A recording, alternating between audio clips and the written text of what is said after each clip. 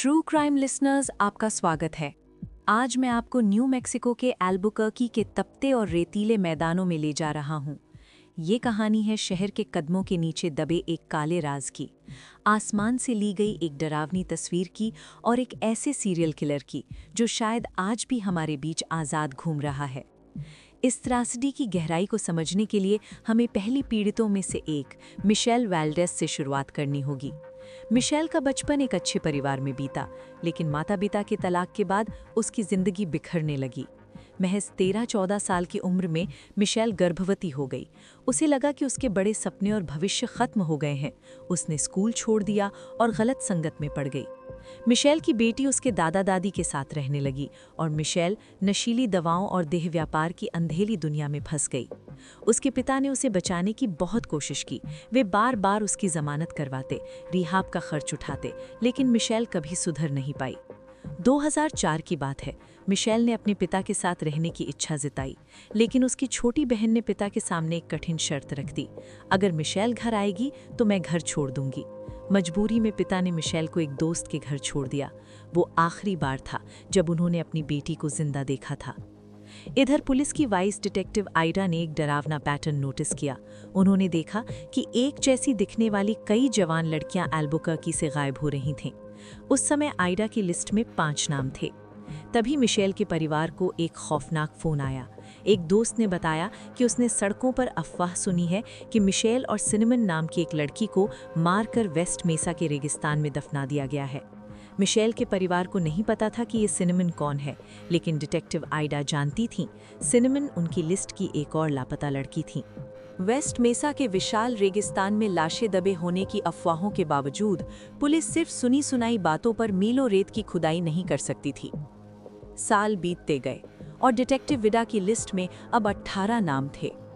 उन्होंने चुपचाप परिवारों से डीएनए और दांतों के रिकॉर्ड इकट्ठे करने शुरू कर दिए। उन्हें अंदर से एहसास था कि ये सभी लड़कियां एक साथ ही मिलेंगी। फिर आया 2 फरवरी 2009 का वो दिन जिसने सब बदल दिया। एक महिला वेस्ट मेसा के एक खाली पड़े हाउसिंग प्रोजेक्ट के पास अपने कुत्ते रूका को टहला रही थी। रूका अचानक खुदाई करने लगा। उसे रेत के नीचे एक ऐसी हड्डी मिली जो बहुत अजीब लग रही थी। महिला ने उसकी फोटो अपनी बहन को भेजी, जो एक नर्स थी। उसकी बहन का जवाब सुनकर रोंगटे खड़े हो गए। ये एक इंसान की जांग की हड्डी है, तुरंत पुलिस को फोन करो। जब अधिकारियों ने खुदाई शुरू की तो वेस्ट मेसा का असली खौफ सामने आया। भारी मशीनों और छानने वाली छलनी की मदद से जांचकर्ताओं ने लेद से एक के बाद एक लाशें निकालनी शुरू की।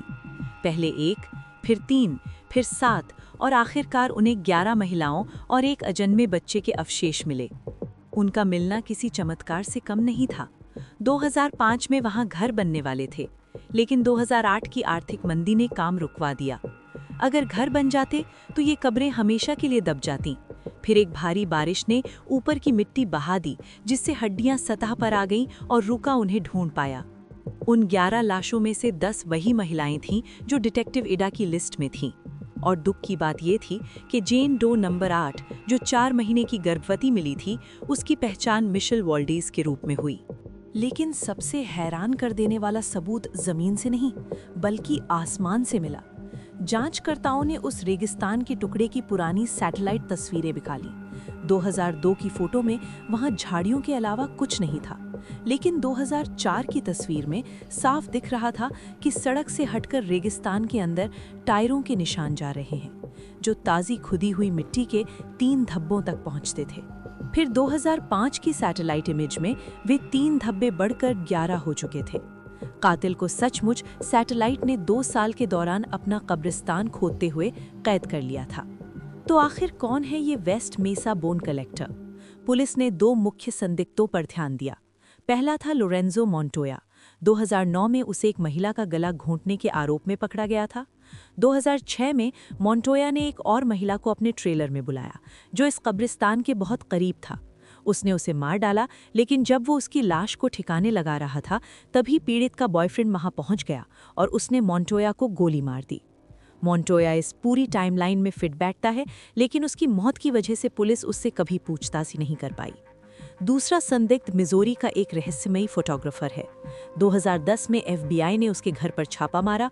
पुलिस को पता चला कि वो 2004 में वेस्ट मेसा में फोटोग्राफी कर रहा था।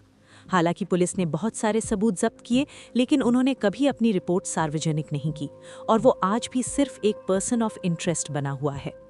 आज तक ये केस एक दर्दनाक रहस्य बना हुआ है। वेस्ट मेसा का विशाल रेगिस्तान अपने सीने में कई राज दबाए बैठा है और डिटेक्टिव्स को डर है कि वहाँ और भी ऐसी कब्रें हो सकती हैं जो अब तक नहीं मिली।